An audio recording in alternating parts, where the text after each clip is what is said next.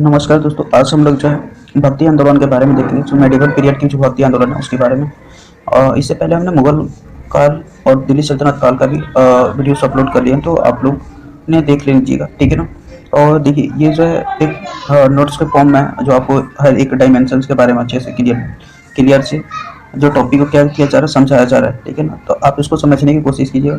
और आगे जो है मतलब कि जो भी चैप्टर्स है, मतलब सारे भी सब्जेक्टों का वो टॉपिक कवर किया जाएगा। हम लोग आगे देखते हैं, ठीक है ना। तो अगर आपको अच्छा लगे तो जो है तो चैनल को सपोर्ट कीजिए, ठीक है ना। ये चलिए हम लोग आगे देखते हैं। आज पढ़ते हैं भक्ति आंदोलन के बारे में। तो भक्ति आंदोलन के बारे में क्या क्या, हम पहले उसका परिचय जानेंगे, ठीक है ना। फिर भक्ति आंदोलन के क्षेत्र, ठीक है ना, दक्षिण भारत में और उत्तर भारत की भक्ति दोनों, ठीक है ना। दक्षिण भारत की भक्ति देखो, दक्षिण भारत की भक्ति भक्ति जो है ना वो 7वीं से 13वीं शताब्दी, ठीक है ना, 7वीं से 13वीं शताब्दी की। और उत्तर भारत में ये और 13वीं से 17वीं शताब्दी, ठीक है ना, 13वीं से 17वीं सदी के बीच ये चलता है। और ये इसको याद रखना। और ये 7वीं से दक्षिण भारत में 7वीं से 13 तक, और ये 13 से 17 तक। अब इनकी विशेषता और मूल्यांकन हम लोग देखेंगे, ठीक है ना। क्या इम्पैक्ट पड़ा, किसमें क्या हुआ, सुधार हुए कि कर्म कांड आ गए हैं, ठीक है ना, ये सब देखेंगे। तो दक्षिण भारत में क्या है इसमें कि दक्षिण भारत की जो सदी है इसमें अलवार और नैनार, नैनार जो थे वो शिव के भक्त हैं, और अलवार जो होते हैं वो विष्णु के भक्त, ठीक है ना। वो अलवार संप्रदाय के जो लोग थे, अलवार जो मानने वाले लोग थे, भक्त, वो किसी विष्णु की पूजा करते थे, और नैनार लोग किसी शिव की पूजा करते थे। आपको याद रखना है।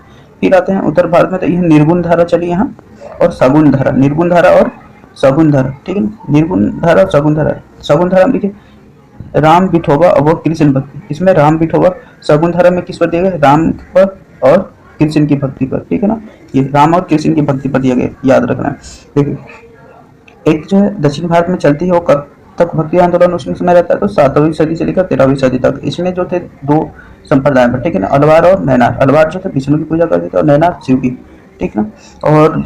और इस उत्तर भारत में देखें तो यहाँ क्या है, 13वीं से 17वीं सदी के बीच देखा जाता है। इसमें भी दो धारा, एक निर्गुण धारा चलती है और सगुण धारा। सगुण धारा के लोग राम विठोबा और कृष्ण की तो मतलब पूजा करते थे, उनकी भक्ति में थे, लीन थे, ठीक है। आगे हम लोग देखते हैं भक्ति आंदोलन की विशेषताएं। देखिए, भक्ति आंदोलन सगुण एवं निर्गुण दोनों तरीके से ईश्वर को समर्पित आंदोलन था, ठीक है ना। सगुण एवं निर्गुण दोनों तरीके से था ये, लेकिन इसमें अनेक धाराएं थी। उत्तर तथा दक्षिण भारत में यह अलग अलग समय में विकसित हुआ। पहली बात देखिए कि जो भक्ति आंदोलन है वो दोनों तरीके से, सगुण तरीके से भी, ठीक है ना, और निर्गुण तरीके से, दोनों से क्या हुआ, ईश्वर को समर्पित आंदोलन था, ठीक है ना।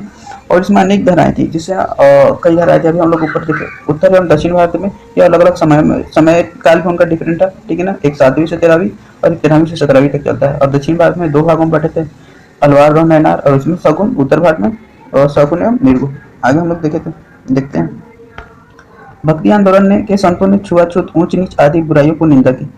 क्या उसमें जो समाज में जो बुराइयां चलती थी, छुआछूत, ठीक है, ऊंच नीच, उनकी क्या की उन्होंने बुराइयां की, ठीक है ना। ये इसको आपको ध्यान देना है।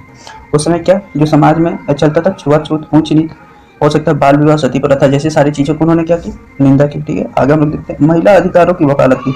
जो महिला को उन्होंने जो अधिकार की, क्योंकि पता है कि आपको कि प्राचीन काल में महिलाओं की स्थिति उतनी नहीं खराब हुई थी, लेकिन मेडाइवल टाइम में आते आते पूरा ये हो जाता है, इनकी महिलाओं की स्थिति इस समय में काफी बदतर हो जाती है, ठीक है ना। तो ये विशेषतः उत्तर भारत में नानक द्वारा तथा दक्षिण भारत में संतों द्वारा। दक्षिण भारत में किसके द्वारा महिला अधिकारों की वकालत की गई, संतों द्वारा, याद रखिएगा। दक्षिण भारत में संत द्वारा और उत्तर भारत में नानक द्वारा, ठीक है ना। उत्तर भारत में किनके द्वारा, नानक द्वारा, और दक्षिण भारत में किनके द्वारा, संतों द्वारा। ये आपको इम्पोर्टेंट फैक्ट है। भक्ति आंदोलन के तहत धार्मिक आडंबर, तंत्र, मंत्र, कर्मकांड आदि की निंदा की गई तथा धर्म में सादगी एवं सरलता पर बल दिया गया। इसके जो कर्मकांड है, तंत्र मत है, उनकी क्या की गई, निंदा की गई, और उसमें सादगी एवं सरलता पर बल दिया गया, ठीक है ना। ये भक्ति आंदोलन में। अब हम लोग आगे देखते हैं भक्ति संतों ने मानव प्रेम, अंतर धार्मिक समन्वयवादिता को बढ़ावा दिया, ठीक है ना। मानव प्रेम और अंतर धार्मिक समन्वयता को बढ़ावा दिया। ऐसा नहीं था कि वो उसके धर्म के आए तो उनको निंदा की नहीं, बल्कि उनकी उस समन्वय को समझा। क्योंकि वो समझते थे कि मानने वाले अलग अलग संप्रदाय के मानने वाले लोग हो सकते हैं, लेकिन जो जो होता है ना मानवता का मूल सारभूत तो सभी धर्मों में एक ही होगा, ठीक है ना। वो विशेष रूप से निर्गुण संतों ने सूफियों एवं सिखों के साथ बेहतर संबंध विकसित किए। जो निर्गुण संत है वो किनके साथ बेहतर संबंध विकसित किए, सूफी एवं सिखों के साथ, सूफी एवं सिखों के साथ। ये आपको याद रखना है। एक बार मैं फिर इस पॉइंट को पढ़ते हैं। भक्ति संतों ने मानव प्रेम तथा अंतर धार्मिक समन्वयवादिता को बढ़ावा दिया, ठीक है, और विशेष रूप से निर्गुण संतों और सूफियों एवं सिखों के साथ बेहतर संबंध विकसित किए। ये अगला जो हम लोग देखते हैं, अगला पर सूफी संतों ने स्थानीय भाषाओं एवं बोलियों में अपने उपदेशों को प्रचार किया। स्थानीय भाषा, ठीक है ना, ये याद रखिए कि जिससे क्या होना कि ये लोग आसानी से समझे उनकी जो बातों को है, विचारों को है, ठीक है ना। तो वो क्या किए, स्थानीय भाषाओं एवं बोलियों में अपने उपदेशों को प्रचार किए। इससे गुजराती, पंजाबी, मराठी, अवधी, ब्रजभाषा, हिंदी, उर्दू, संस्कृत के विकास को बल मिला, ठीक है ना। ये इससे क्या होना कि चूंकि अपनी ही भाषा में दी, तो जो उनकी जो अपनी भाषा थी, वहाँ की लोकल भाषा, उनको क्या मिला, बढ़ावा मिला। उनकी साहित्य की रचना की गई, कई सारे नाटक लिखे गए थे, जिससे उनको जो, और चूंकि उस भाषा में बोलते थे तो और भी लोगों को अच्छा होता है ना। मतलब कि आप लोकल लैंग्वेज को रिप्रेजेंट करते हैं तो एक बढ़ावा मिलते हैं कि चलो ये अपने भाषाओं को लोग ये कर रहे हैं, ठीक है ना। ये तो आपको याद रखना है। आगे हम लोग देखते हैं उत्तर भारतीय भक्ति, थोड़ा सा देख लेते हैं फिर इस पॉइंट को। ठीक है, हम लोग ना अभी जो भक्ति आंदोलन की विशेषताएं पढ़ रहे थे, इसमें क्या था, हमारा जो पहला पॉइंट है, सगुण एवं निर्गुण तरीके से ईश्वर को ये समर्पित है, ठीक है ना।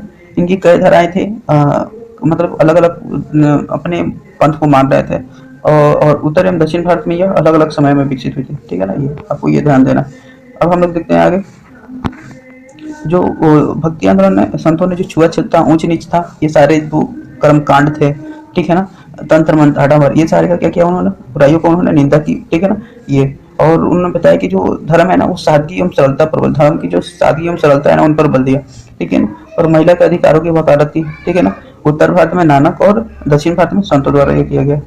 और उन्होंने भक्ति संतों ने मानव प्रेम तथा अंतर धार्मिक समन्वयवादिता को बढ़ावा दिया, ठीक है ना। ये इसको ये करने को मिलता है। और क्या होता है, उन्होंने स्थानीय भाषाओं में उपदेशों को प्रचार किया, ठीक है ना। ये आपको मिलता है। उत्तर भारतीय भक्ति देखते हैं थोड़ा सा। निर्गुण धारा, उत्तर भारतीय भक्ति में क्या है, कबीर, नानक, रैदास, मलुकदास, दादू दयाल, चरणदास, बुल्ले शाह। देखो उत्तर भारत में जो मैंने बताया था ना कि दो धाराएं बांटी थी, एक सगुण धारा और एक निर्गुण धारा। तो सगुण धारा, निर्गुण धारा में कौन कौन थे, तो कबीर थे, ठीक है ना।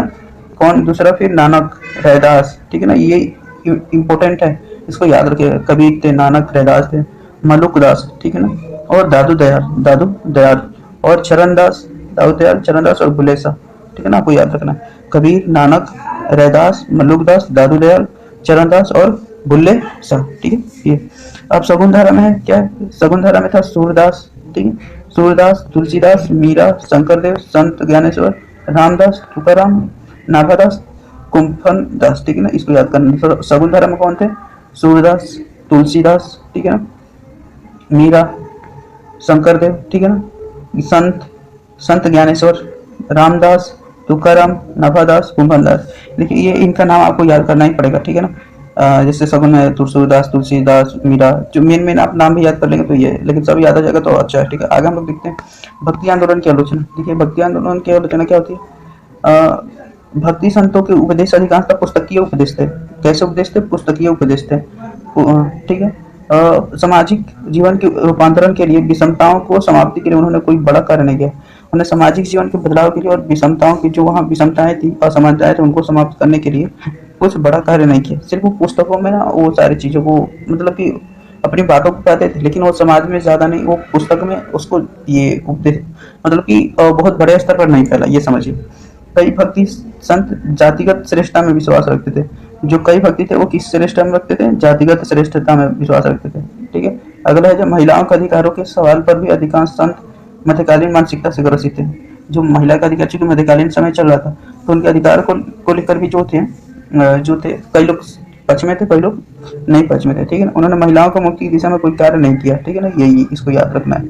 आगे है, संतों द्वारा बदलाव की राजनीतिक शक्ति का सहारा, ठीक है ना। संतों द्वारा क्या किया गया, जो बदलाव के लिए राजनीतिक शक्ति का सहारा लिया, ठीक है ना। राजनीतिक शक्ति का सहारा नहीं लिया गया, सॉरी, राजनीतिक शक्ति का सहारा नहीं लिया, ठीक है ना, नहीं लिया गया। सामाजिक समस्याओं को निदान के लिए संतों ने कभी सुल्तान और बादशाहों पर दबाव नहीं डाला। उन्होंने क्या कहना, राजनीतिक सहायता, मतलब कि जो इतनी सारी बुराइयां थी महिलाओं का अधिकार को लेकर, उन्हें राजनीतिक हिस्सा में भाग नहीं लिया, बल्कि वो क्या कि जो निदान के लिए ना, संतों ने कभी सुल्तान और जो बादशाह, जो वहाँ के राजा थे, उनसे कभी उन पर दबाव नहीं डाला, बातचीत नहीं की। ये ऐसा देखने को मिलता है, ठीक है। तो इनकी बुराइयों में एक बार देख लेते हैं। भक्ति आंदोलन की जो आलोचना है की जाती है, क्यों की जाती है, कि एक किताबी मतलब उपदेश बनकर रह गया था, ठीक है ना। और जो सामाजिक जीवन में चेंजमेंट के लिए कोई बड़ा बदलाव नहीं कर पाया। और दूसरा क्या है कि ये जातिगत यहाँ देखा जाता है कि जो कुछ संत हैं वो जातिगत श्रेष्ठता में विश्वास पर बल देते थे, ठीक है ना, और महिलाओं के अधिकार पर भी इसमें क्या ज़्यादा लोग बल नहीं दिए, क्योंकि वो मेडिवल पीरियड था तो कई लोग वो मध्यकालीन जो था ना मानसिक उसी स्थिति से ग्रसित है। संतों के बदलाव के लिए शक्ति का सहारा, राजनीतिक शक्ति का सहारा नहीं लिया गया, और सामाजिक समस्याओं के निदान के लिए कभी सुल्तानों बादशाहों पर दबाव नहीं डाला गया। तो ये देखिए, अभी हमने एक बार कंसोलिडेट कर लेते हैं, भक्ति आंदोलन हमने पढ़ रहे थे अभी। तो भक्ति आंदोलन में हमने उनका परिचय देखा, भक्ति आंदोलन के क्षेत्र देखे, ठीक है ना, विशेषता और मूल्यांकन भी किया, ठीक है। तो अभी हमने देखा कि जो भक्ति आंदोलन की आपने देखा कि दक्षिण भारत में जो थे कब 7वीं से 13वीं सदी तक चलते हैं, और उत्तर भारत में 13वीं से 17वीं सदी तक।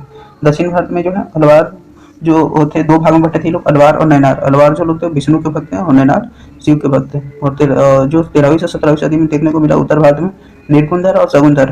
देखिए सगुणधारा जो था ना वो राम विठोबा एवं कृष्ण के भक्ति पर बल देते थे, ठीक है ना, और ये निर्गुणधारा लोग ईश्वर को मान्यता पर उतना बल नहीं देते थे, ठीक है ना, बल्कि बल देते थे लेकिन उनका जो करने का तरीका होता था डिफरेंट होता था, ठीक है।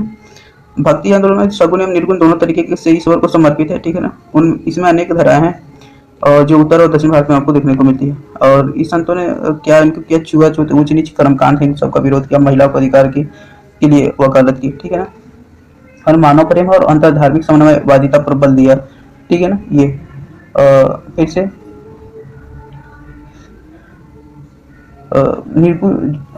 सूफी संतों ने स्थानीय भाषाओं में बोलियों जो क्या दिया उपदेश दिए, जिससे स्थानीय भाषाओं को क्या हुआ बढ़ावा मिला, ठीक है ना। और देखिए उत्तर भारत की जो भक्ति है उसको दो भागों में बांटा गया, निर्गुण धारा जिसमें कहते हैं कबीर, नानक, रैदास, मल्लुकदास, दादू दयाल, चरणदास और बुल्ले साथ क्या थे, ये उनके उस मत के लोग थे, ठीक है ना। ये सगुन धारा में थे सूरदास, तुलसीदास, मीरा, शंकरदेव, संत ज्ञानेश्वर, रामदास, तुकाराम, नाभादास, कुंभनदास। भक्ति आंदोलन की आलोचना क्या हुई, भक्तियां संतों के उपदेश अधिकांशतः पुस्तकीय उपदेश बनकर रह गए थे। सामाजिक जीवन के रूपांतरण के लिए विषमताओं की समाप्ति के लिए उन्होंने कोई बड़ा कार्य नहीं किया, ठीक है ना, कोई बड़ा कार्य नहीं किया। कोई भक्ति संत जातिगत श्रेष्ठता में विश्वास रखते थे, महिलाओं के अधिकारों को सवाल पर अभी अधिकांश संत मध्यकालीन मानसिकता से ग्रसित थे, ठीक है ना। ये उन्होंने महिला की मुक्ति की दिशा में कोई कार्य नहीं किया था, ये वो देखने को मिलता है, आलोचना इनकी की जाती है। और उन्होंने कोई राजा पर विशेष दबाव नहीं दिया जिससे कि समाज में जो ऊंची नीचे असमानता है और महिलाओं की स्थिति है उसमें सुधार हो सके। तो ये था भक्ति आंदोलन के बारे में, ठीक है ना। तो हम लोगों ने भक्ति आंदोलन के बारे में कंसेप्ट कर लिया। आगे हम लोग देखेंगे अगले लेक्चर में दूसरे टॉपिक को कवर करेंगे। चलिए, थैंक यू।